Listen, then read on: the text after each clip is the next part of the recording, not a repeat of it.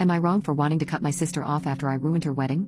Growing up, my younger sister and I were always in competition. I was a star student while she struggled. Our parents constantly told her to be more like me.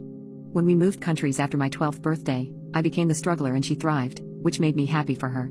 However, having seen me as a rival more than a sibling, she became aloof and condescending towards me. I still struggled when we moved again near my 16th birthday but improved after a life-changing pep talk from my physics teacher.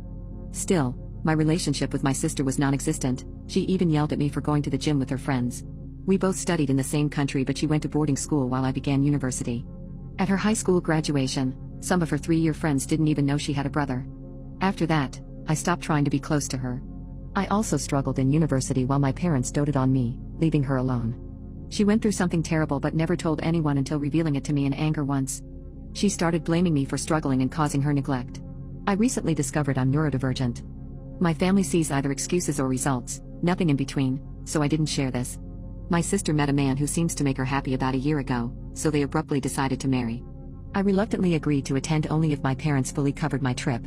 2 days before the wedding, my parents said we had to get up at 4 a.m. to go to my brother-in-law's cherished temple for a ritual. This enraged me given my painful loss of faith after my pious grandfather's slow death from cancer. My confrontational mother was being more overbearing than usual. When we returned, I said I'd rest but wrote poems for 3 hours instead. After folding laundry, my stressed mother yelled at me to shower although I just wanted to finish. She called me a failing, parasitic son. Those words replayed as we went to the pre-wedding dinner. I didn't drink, knowing I'd be tired after rising so early. I kept pondering her words.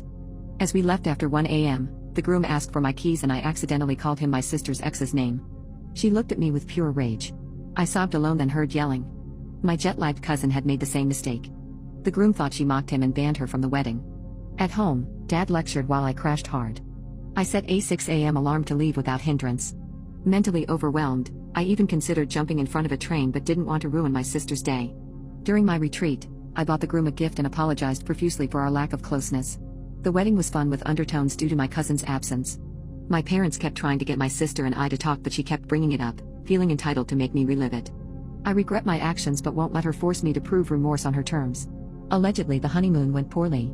Her husband felt my mother cried about my cousin missing the wedding and that my cousin's parents glared at him. He called my parents to relay my sister's accusations and said he didn't regret his actions. My sister has since sent cruel texts to my parents while ignoring me. I'm still angry about my mother's words but have tried to be there for my struggling parents. Despite wanting to move on, I'm now willing to cut my sister off so she can make her own family, free of our failings.